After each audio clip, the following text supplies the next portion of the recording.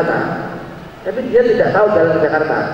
Tahunya dia jalan ke Surabaya. Dia kira Surabaya itu Jakarta, naiklah dia bis Surabaya. Dia nggak tarik ke Jakarta. Ini adalah dua model utama kesesatan yang dijelaskan oleh Allah Subhanahu wa taala dalam surat Al-Fatihah. Ghairil maghdubi 'alaihim waladdallin. Ihdinas siratal mustaqim. Ini bukan main-main. May yahdihillahu fala mudhillalah wa may yudlil fala hadiyalah. Ini bukan main-main, teman-teman. Bukan main-main. Kita mungkin mendengarnya sudah mendengar man yahdihillahu fala mudhillalah ini adalah ketika khatib Jumat berkhutbah baru sampai innal hamdalillah nahmadu wa nasta'inu wa nastaghfiruh wa natubu ilaih. Na'udzubillahi min syururi anfusina man yahdihillahu mulai baru. Ya dia taqwa sudah lewat. Nanti bangun lagi Allahu Akbar Allahu Akbar. Itu ngeri ya, dia sampai ngorok gitu ya. Itu parah. Itu kemudian dia sholat, kalau sholat nggak sah karena wudhunya batal. Dia tidur. Jadi kalau wudhu itu ada yang tidur ayam ya, tidur ini masih dengar itu kalau tidur jadi dia nggak batal. Tapi kalau tidurnya tenggelam batal wudhunya. Bisa kalau ini bukan main-main. May yahdihillahu fala mudhillalah wa may yudlil fala hadiyalah. Orang-orang yang dikehendaki oleh Allah Subhanahu wa taala mendapatkan hidayah, mendapatkan hadiah berupa hidayah, maka nggak akan bisa menyesatkan. Tidak ada yang bisa untuk menyesatkan. Kemana, di mana ada dia berada, dia akan dapat hidayah. Semuanya Pak Tersebut kira Allah amir. Dan dia bilang rakyat orang berjihad malu udah. Kok bisa dia? Karena Allah yang mengetahui dari orang yang benci Islam, yang tanamkan kebencian pada Islam begitu luar biasa tadi. Allah memberikan hidayah. Ini hidayah namanya hidayah taufik. Hidayah taufik bukan sekedar hanya tahu, bukan sekedar tahu hidayah, tapi adalah bisa mengalahkan tariqul hidayah, bisa menempuh jalan hidayah itu sendiri. Ini hidayah level 2. Inilah yang disebut hidayah. Hidayah level pertama adalah cara bagaimana untuk mencapai level kedua. Tapi ada orang yang stuck di level pertama, mentok level pertama, ada orang yang melangkah ke level kedua. Ini yang hidayah, betul-betul hidayah. Inilah hidayah yang dipilih oleh Allah Subhanahu wa taala untuk diberikan kepada siapa yang dikehendaki. Diberikan kepada siapa yang dikehendaki. Tidak peduli dia dari mana, orang mana, asal dari mana. Dan bukan satu dua kisah-kisah orang di negeri barat yang masuk Islam gara-gara mendengarkan lantunan ayat Al-Quran. Ada dulu zaman kisah apa? Kisah zaman sahabat Nabi ya. Ada orang kafir namanya Jubair bin Mut'aim. Dia masuk pergi ke kota waktu itu Mekah belum ditaklukkan, dia masih kafir. Dia pergi ke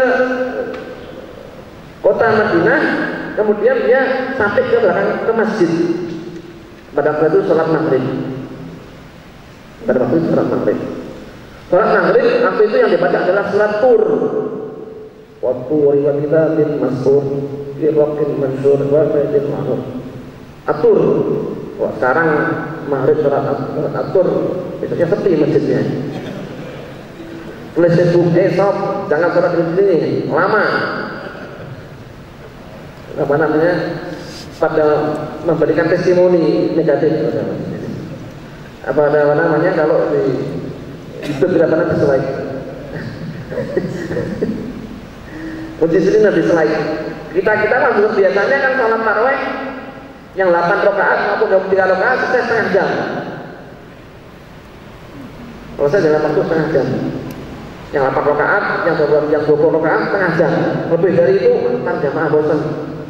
Jadi sholat buat Allah buat jamaah sih. Ini maghrib sholat.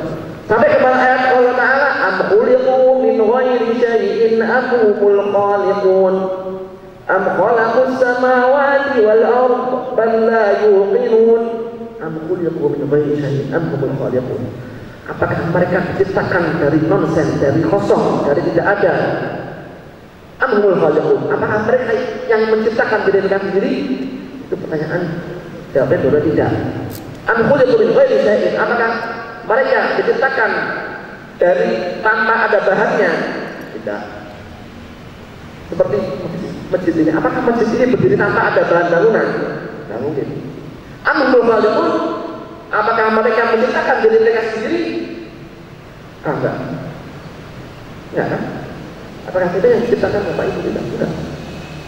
Apakah bapak ibunya yang mendesain mata kita? Nanti anak bapaknya beda. Kalau yang anak pertama matanya kayak saya aja ya Pak ya. Ntar anak kedua ada pada matanya.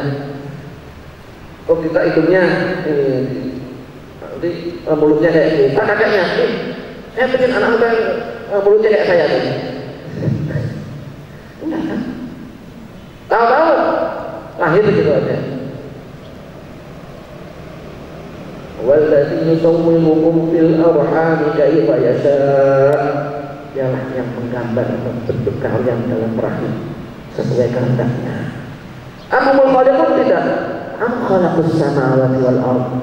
Apakah mereka menciptakan langit dan bumi? Itu katanya sebenarnya ada qalbi yang khaliq. Jantung saya sampai terbang. Karena begitu apa? Sabatul Quran apa? Bahasanya apa ini? Gebrakan Quran apa? Apa ya istilahnya ya? Ayat Quran begitu secara fisik apa namanya? Begitu nendang istilahnya ya, apa yang membuat hari ini itu dia benar-benar orang kafir jahiliyah. Zaman-zaman itu mendengar ayat Quran, dan orang-orang di barat sana juga begini. Kamu bedanya cuma karena tak lewat. Benar langsung pasti bukan ayat biasa belajar kepada Islam. Tapi kita ini yang tidak Islamnya rela ini dengar Quran biasa aja, udah nggak ngefek lagi Quran. Ini yang harus kita tanya, kenapa Al-Quran nggak ngefek lagi sama kita? Kenapa Al-Quran tidak bisa mengguncangkan jiwa kita? Ini yang harus kita tanyakan. Hidayah datangkan banyak sekali caranya. Ini pilihan Allah. Misalkan ada waktu itu cerita dari orang Yaman. Orang Yaman yang dia jadi staf kedutaan atau konsulat Yaman di Amerika. Jadi di Yaman itu kan biasa kalau orang masak itu kalau orang hari Jumat suka masak nanti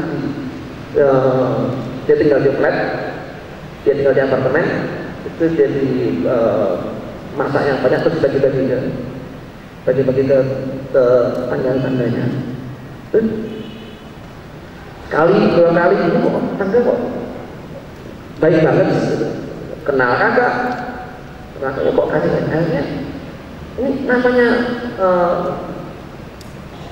namanya manusia itu mau gimana itu senang kalau dikasih makanan. Ini apalagi orang Amerika kan, makanan Yaman, Arab enak makanannya, kok senang masuk Islam gara-gara gulai. Gara-gara gulai ya kasih. Kalau bahasa Arabnya marok itu dagingnya ada kuahnya. Sini kan gulai ya, gulai masuk Islam gara-gara gulai. Tahu. Ketika dia tahu bahwa yang mengajarkannya adalah Islam mengajarkan berbaik hati dengan berbuat baik dengan tetangga. Islam tidak mengajarkan mengganggu tetangga, tidak mengajarkan, tidak ada pada Islam. Tapi ada itu pengajian yang rame-rame bikin pengajian ganggu tetangga. Karena ini kemarin Nabi.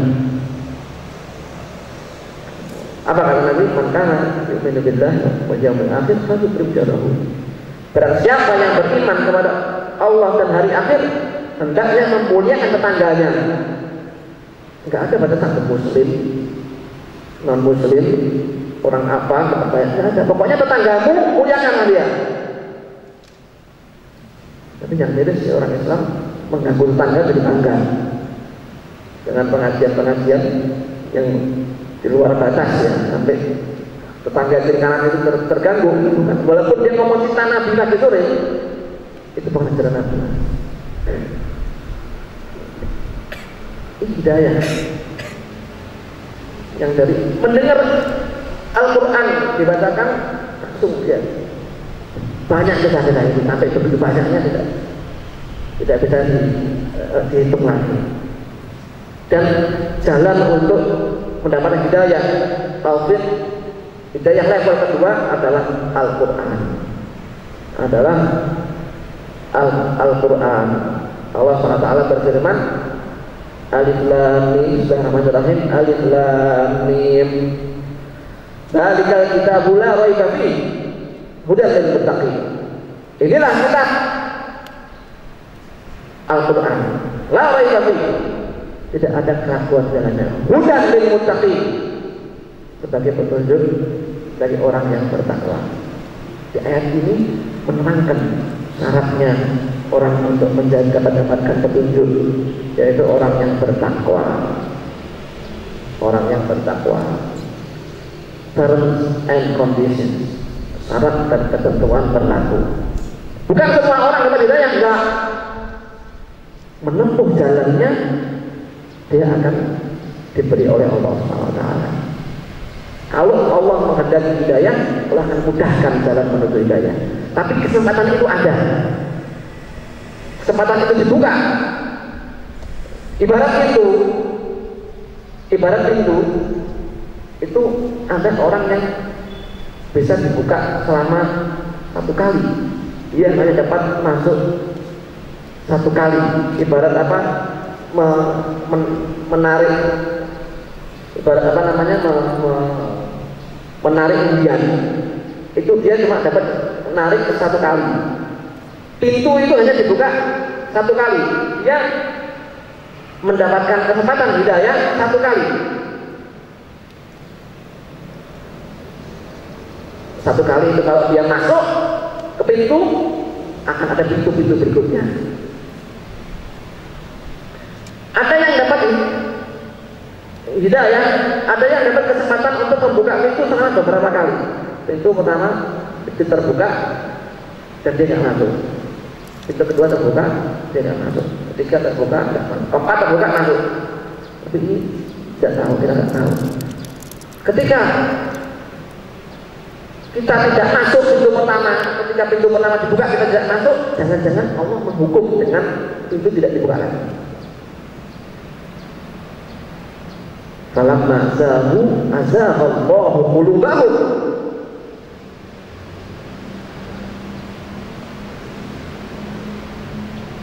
Ketika mereka melenceng, by intention, sengaja untuk melenceng,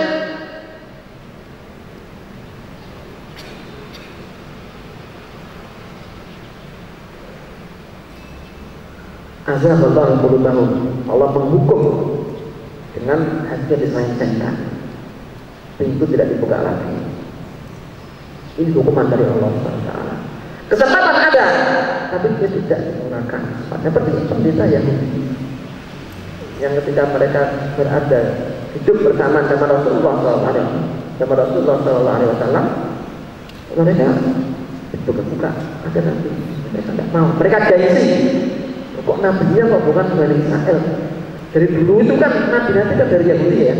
Dari mulai nabi apa namanya? Bukan Musa sebelumnya. Dari mulai nabi Adam. Ayo. Nabi Yakub. Dari mulai Nabi Yakub itu ke bawah Nabi Israel semua. Dari Nabi Yakub, Nabi Yakub, Nabi Yusuf, terus, nah, kita lagi banyak,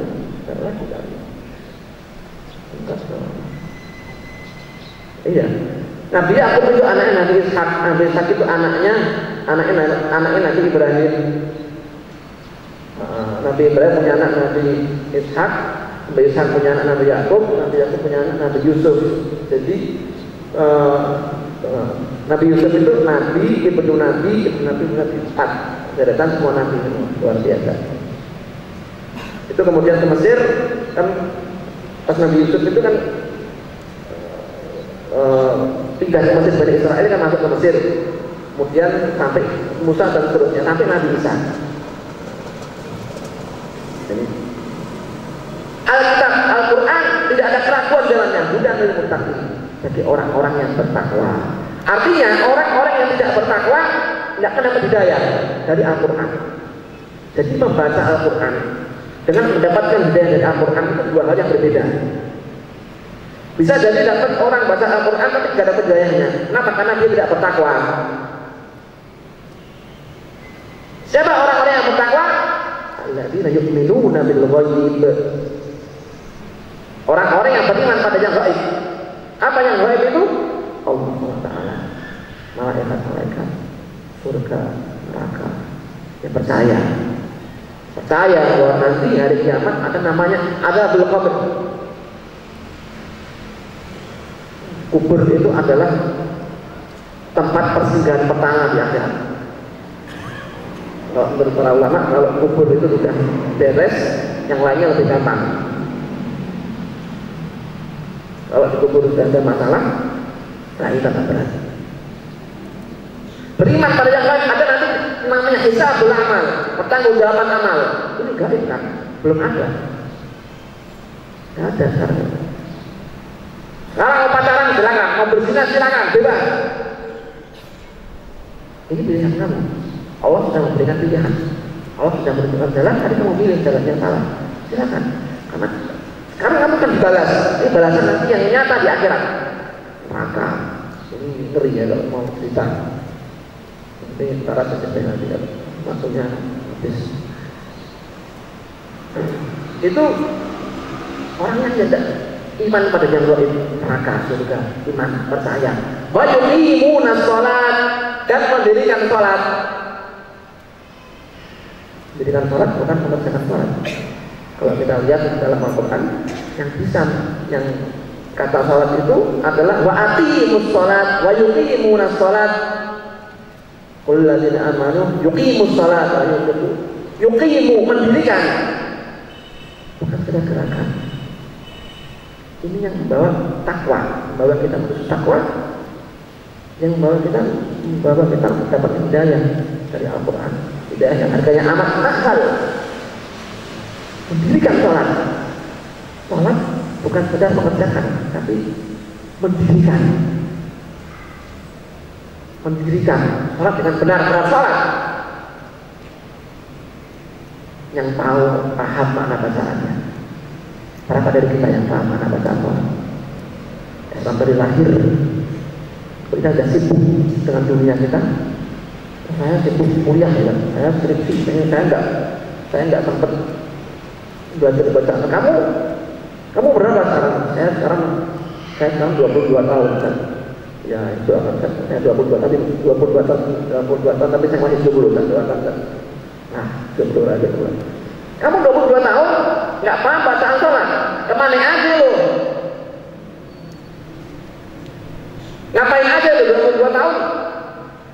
Masuk Islam? Nggak paham. Nggak paham bacaan sholat. Bingung kalau jomblo nanti nggak bingung kalau tadi kan nggak paham bacaan sholat. Bagaimana kita mendirikan sholat kalau bacaan sholat kita nggak paham? Dan sholat ini, bacaan ini bukan main-main teman-teman. Bacaan sholat ini bukan main-main, ini bacaan turun dari langit. Turun dari langit. Allah SWT yang menurunkan, mengajarkan Nabi Muhammad SAW, kamu kalau sholat baca ini. Dan diajarkan kepada kita. Itu bukan main-main.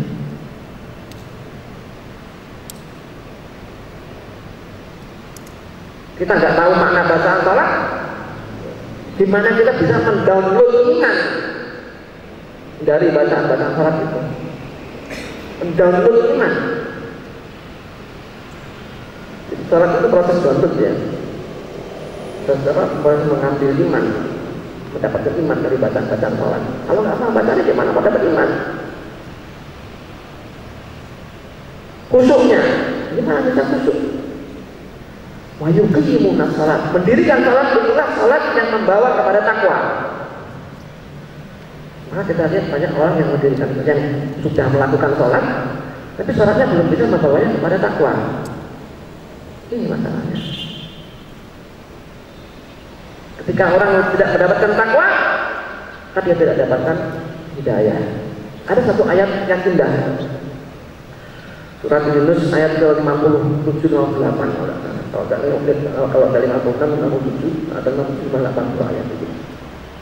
Ya ayuhan nas, Allah berfirman, wahai manusia, seluruh manusia, hitam, putih, kafir, muslim. Ya ayuhan nas, wahai seluruh manusia, qad ja'akum mau'izatun min Allah, telah datang kepada kalian petuah dari Allah. Wa shifaa'un lima fis sudur, dan kesembuhan yang ada dalam hati kita, penyakit hati. Amat baik.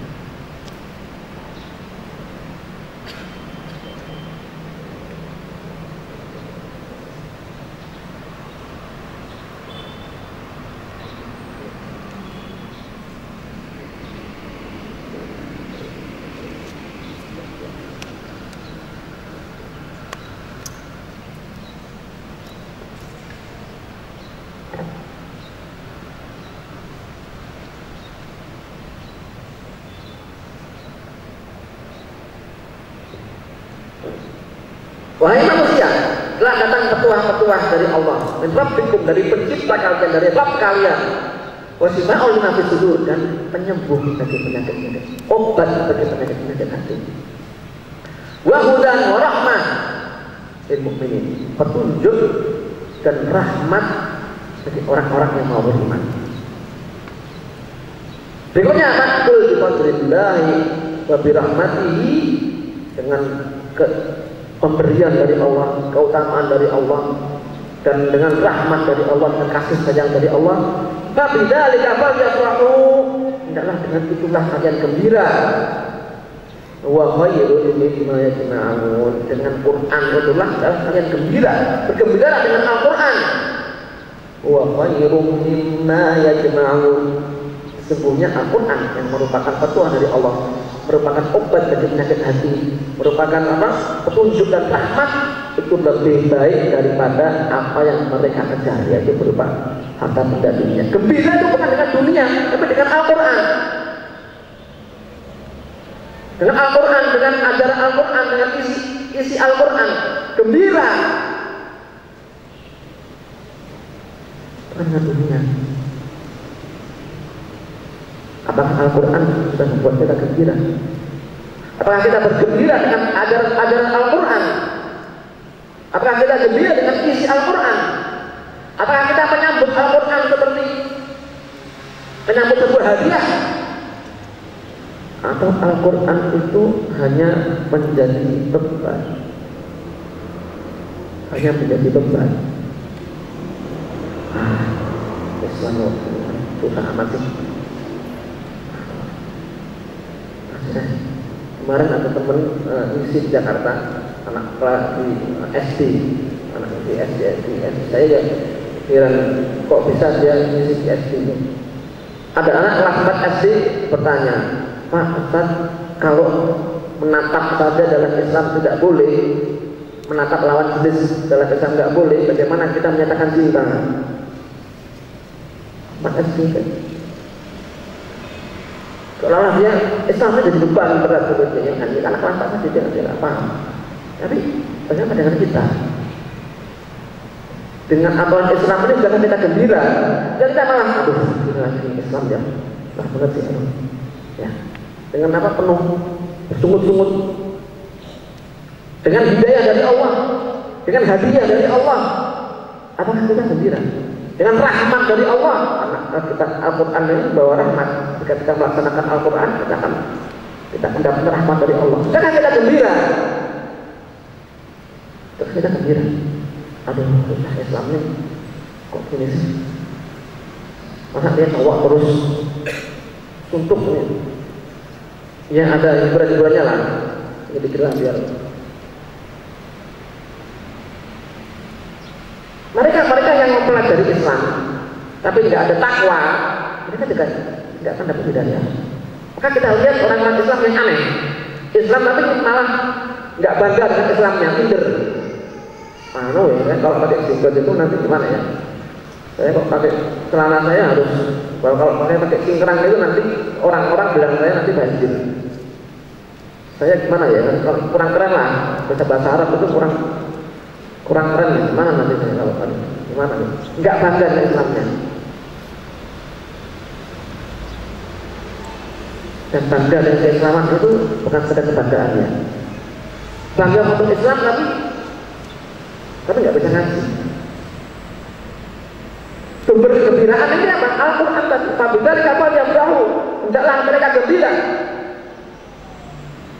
Apakah mereka yang tidak bisa baca Quran, yang melewatkan kesempatan untuk harus baca Quran, lalu dia malas-malasan apa itu bisa dibilang gembira dengan Al-Quran? Apakah bisa dibilang menyambut Al-Quran dengan gembira? Tidak bisa. Gembira dengan Al-Quran itu mensikapi Al-Quran sebagai sebuah hadiah. Iman pada Al-Quran, percaya bahwa Al-Quran ini membawakan pada sukses. Al-Quran ini adalah book of success. Kita menunjukkan. Masalahnya kita nggak percaya dengan Al-Quran. Artinya bangga bagi jadi Muslim, tapi tadi sukses. Ya saya kalau Quran terus mana nih? Umat Islam ini kok nggak bisa sukses? Saya belajar sukses belajar ke motivator aja lah suksesnya. Motivator super, motivator apa namanya? Ya macam-macam ya. Ada yang slogannya awaken the giant within, bangkitkan raksasa dalam dirimu. Ada yang macam, akhirnya mereka law of attraction. Jadi saya bilang dengar dari dokter Tamilan ya, itu kan ada ini itu untuk menarik, itu kan subhanallah yang dilakukan dengan persis seperti lafalnya itu attract itu positive waves, sama dengan the secret law of attraction, tarik dengan pikiran kita. Itu ajaran Hindu. Artinya agak banyak positif, tapi kok masih mencari-cari. Ini tidak ada iman bahwa Quran itu bukan sukses, tidak ada iman. Dia belum yakin bahwa Quran itu bawa sukses, belum yakin bahwa Islam itu bawa sukses, belum yakin bahwa Quran itu adalah, belum gembira dengan Quran. Ya maka dia pasti ada Quran biasa-biasa aja. Hanya bisa ngaji, tidak mau mentadaburi, nggak mau memahami maknanya, nggak mau menggali manfaatnya, nggak mau menggali pelajaran-pelajarannya. Ibarat apa? Ibarat orang yang masuk ke dalam kebun anggur. Kebun anggur kalau nggak ada ya, kebun anggur itu malah kebun anggur. Silakan, ini kebun buka gratis, silakan ambil. Dia cuma masuk aja, duduk lihat anggur, dia nggak makan anggur. Atau orang yang berenang di laut cuma pandai, cuma keceh. Ada yang berenang sampai ke dalam dari ngambil emas, ngambil mutiara. Ini orang-orang yang dari sampai dalam itu bawa emas. Mana buat emas mas? Kamu tak ambil dong? Enggak lah, buat ini aja lah. Tidak mau menggali. Itu artinya dia tidak akan dapat iman. Kita mensikapi Al-Quran sebagai apa? Ya sebenarnya. Coba mari kita jujur, mari kita lihat diri sendiri. Bagaimana kita mensikapi Al-Quran? Apakah kita mensikapi Al-Quran sebagai ya sekedar buku bacaan punya? Apa kita punya iman yang tinggi pada Al-Quran? Kita beriman bahwa Al-Quran itu adalah apa? Nyawa saya. Wa kadzalika al-hayna ilaika ruhan min amrina. Dalam surat Asy-Syura ayat ke-52. Dan demikianlah wahai Muhammad, al-hayna ilaika, kami wahyukan kepada kami wahyukan kepadamu ruhan min amrina. Ruh. Diibaratkan Al-Quran sebagai ruh. Karena kalau tidak ada Al-Quran mati. Ya.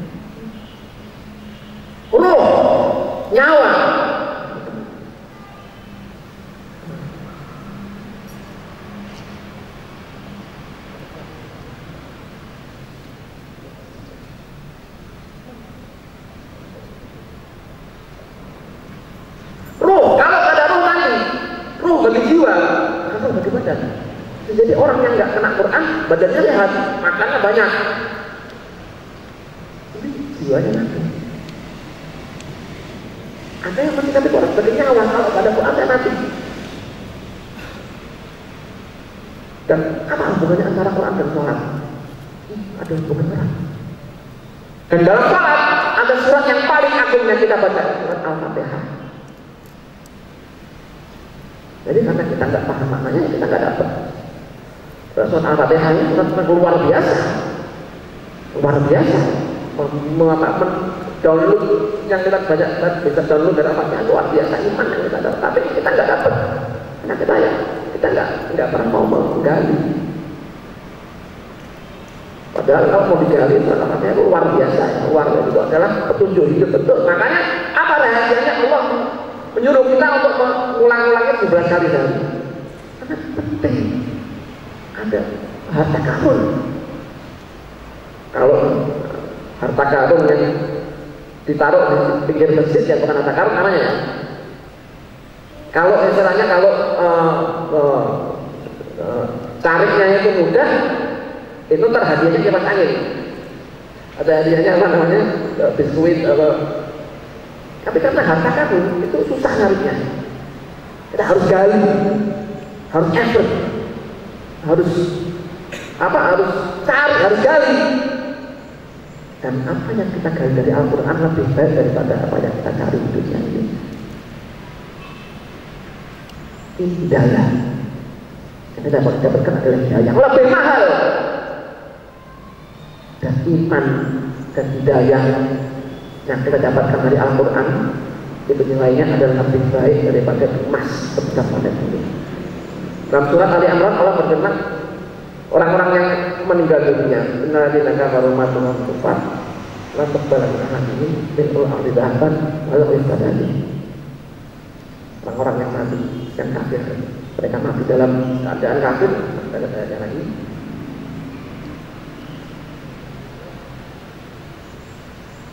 Mereka mati dalam keadaan kafir, itu mereka tidak akan.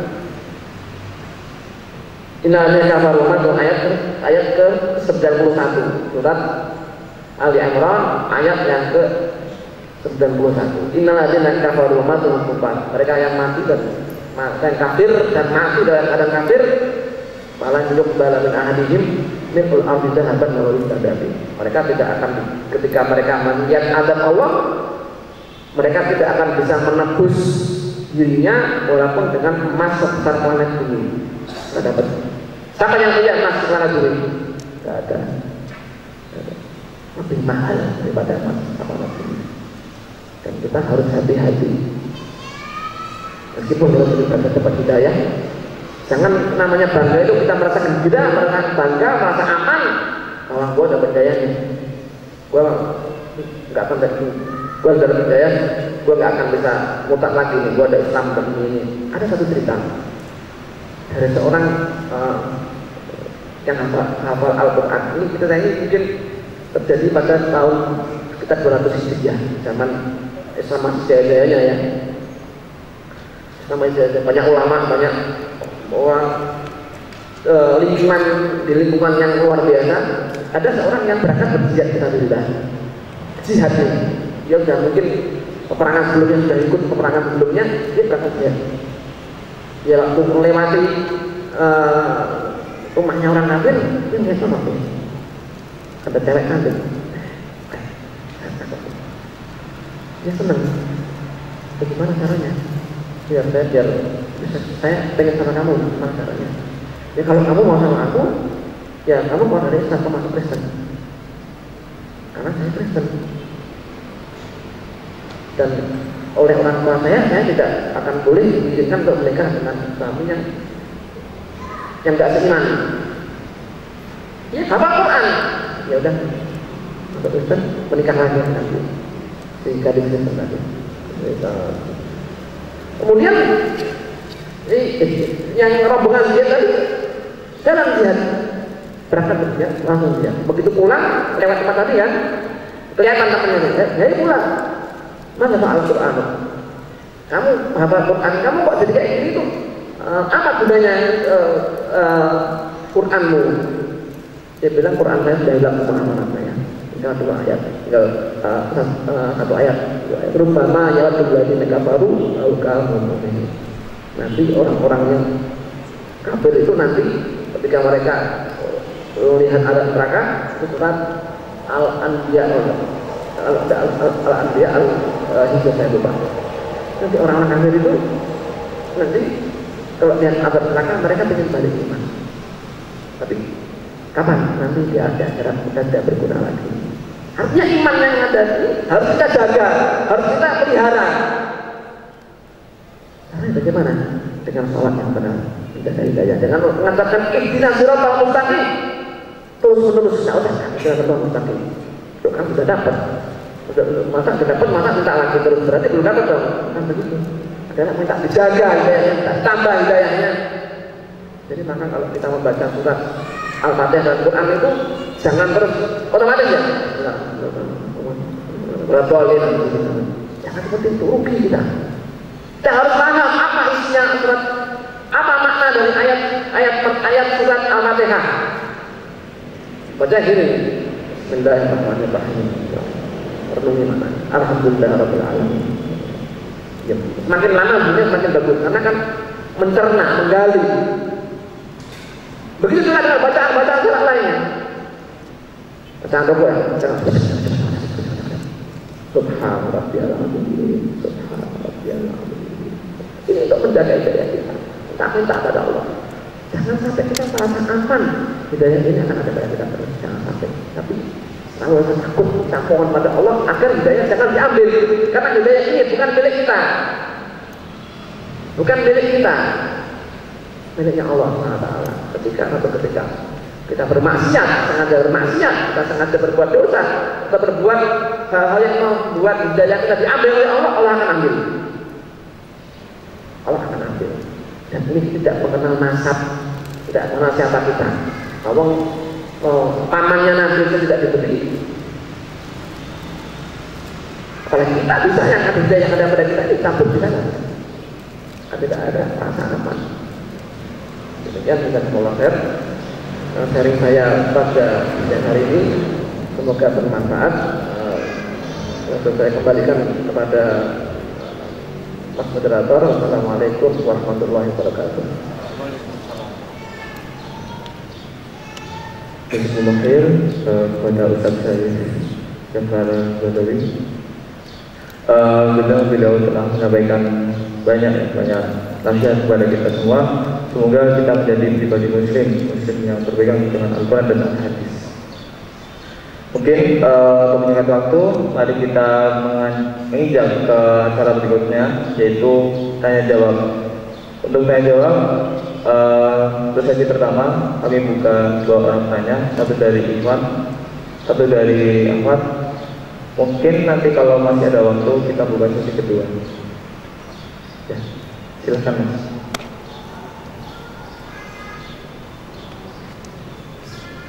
Assalamualaikum warahmatullahi wabarakatuh. Koh Stephen dan Pak siapa? Dr. Suni. Saya bertanya pada dia berdua.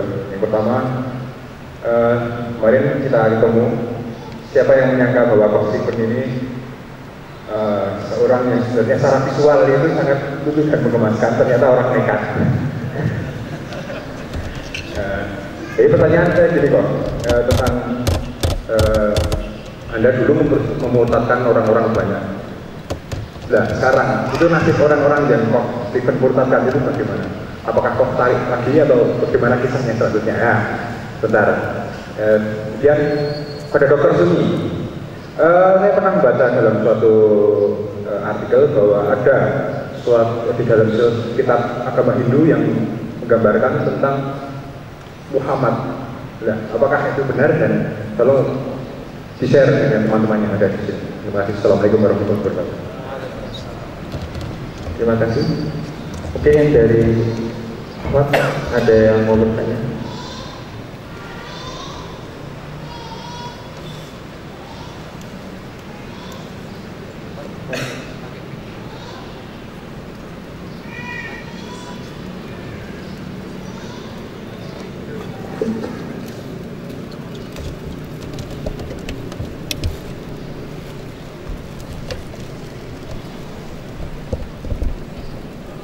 Assalamualaikum warahmatullahi wabarakatuh. Nama saya Indah Rahmah. Saya dari UMS Universitas Muhammadiyah Surakarta.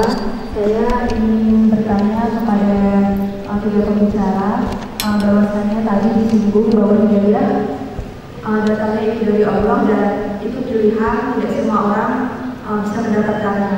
Yang saya ingin tanyakan, misalkan ini contoh ada seorang anak kecil dari dia dilahirkan dari keluarga yang basicnya bukan orang muslim, orang non. Misalkan nanti dia meninggal dan dia masuk di neraka, lalu dia selama hidupnya itu tidak mendapatkan hidayah dari Allah dan dia protes, kenapa saya di dunia tidak mendapatkan hidayah dan kenapa saya dilahirkan di keluarga bukan orang muslim, karena dia protes dari itu. Sedangkan kita tahu orang baiknya yang dilahirkan di dunia ini itu adalah fitrah. Mereka tidak tahu dia dilahirkan dari keluarga muslim atau keluarga non muslim.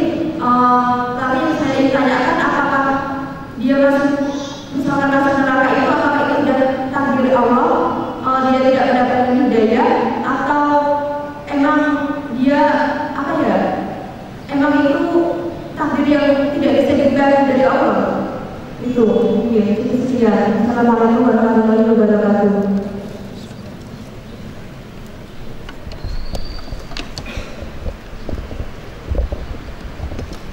Ya, begitu untuk kedua bicara. Mungkin ada yang mau menanggapi dulu, monggo. Oh, terima.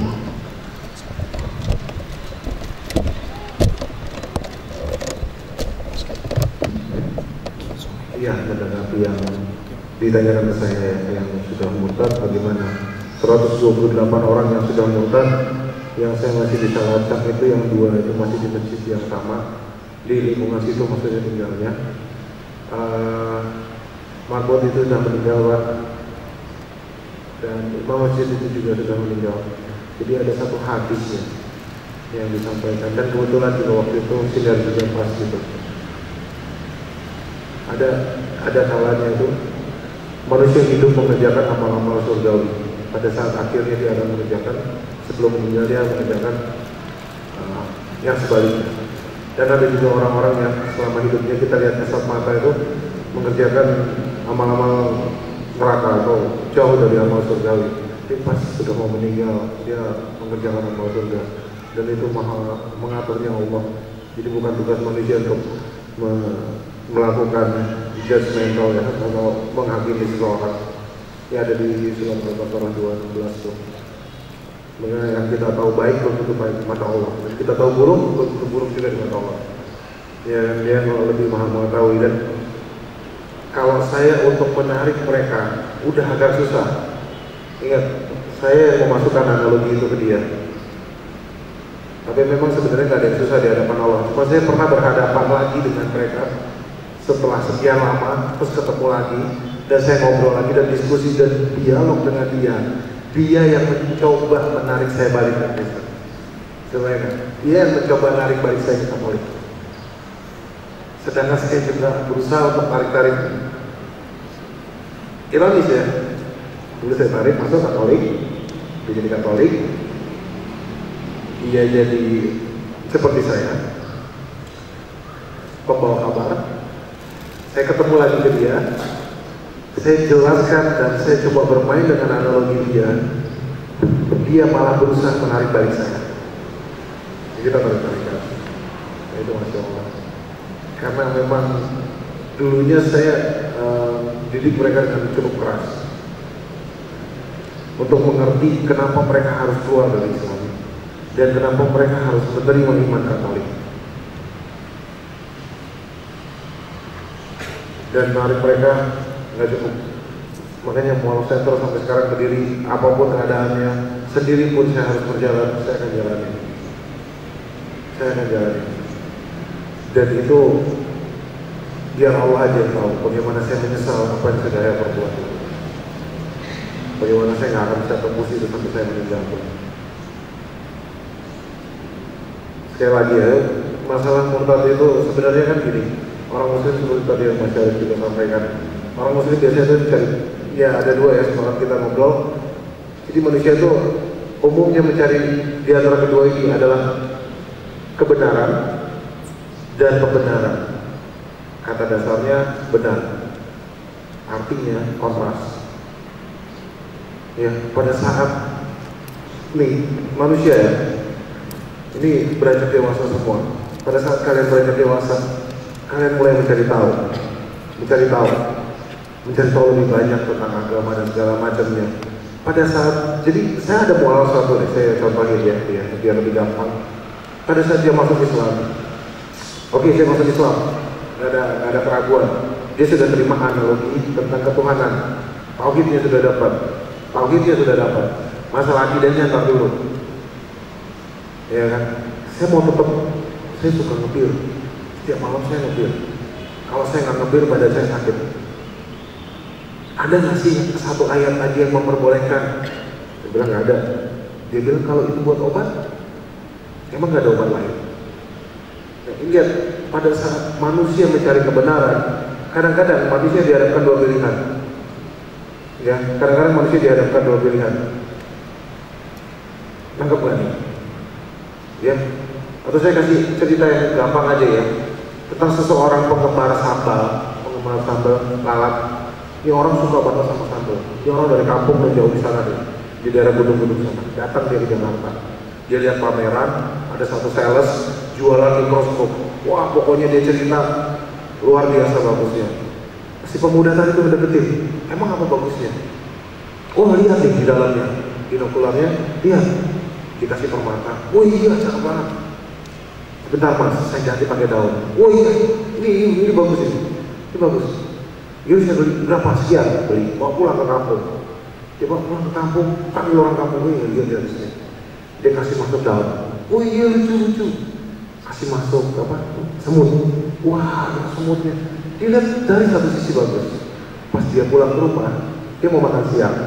Dia bawa mikroskopnya. Oh iya, saya ini penggemar sambal. Saya mau tahu dong makanan yang selama ini saya makan bentuknya apa di dalam mikroskop. Dia ambil sambal, ditaruh di sentral kaca, ditaruh di bawah mikroskop, dilihat sama dia, kaget dia. Karena sambalnya mentah, banyak larvanya belatung. Ukut. Wah, dia kaget sekali. Ini tiap hari saya makan, pagi siang sore malam saya makan. Kenapa isinya ukut? Dia diam aja. Pada saat ini terjadi pilihan di antara dua. Apakah dia menerima kebenaran atau dia akan membangun pembenaran? Kebenaran dan pembenaran. Ya, kebenaran dan pembenaran. Dia diam sesaat. Si pemuda tadi akhirnya ngambil mikroskop, dilempar sama dia keluar rumah, dibuang ke jurang. Saya akan tetap makan sambal. Dia punya pilihan untuk berhenti makan sambal secara mentah dengan cara dimasak. Tapi dia nggak melakukan itu. Dia takut menghadapi kebenaran dan dia melakukan kebenaran untuk diri dia dengan membuang sarana kebenaran tadi. Paham? Kita tahu hukumnya haram minum khamar dalam Al-Quran. Akhirnya orang itu keluar dari Islam. Ada orang murtad dari Islam cuman karena dia nggak boleh minum alkohol. Saya nemuin orangnya. Apa sih alasan bapak murtad? Oh, nggak boleh minum alkohol pak. Saya kan suka sekali. Ya udah, alasannya apa murtad? Ya itu pak. Karena ya, cabut hidayahnya. Allah, cabut hidayahnya. Ada orang yang doyannya ahli zina.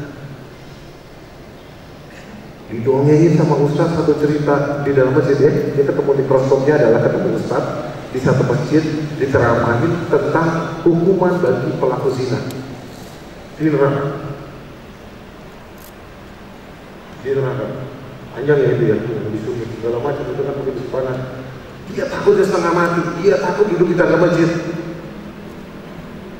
Dan saat itu dia memutuskan untuk dia murtad supaya dia nggak disiksa. Ya. Dia tidak mau meninggalkan zinahnya tadi.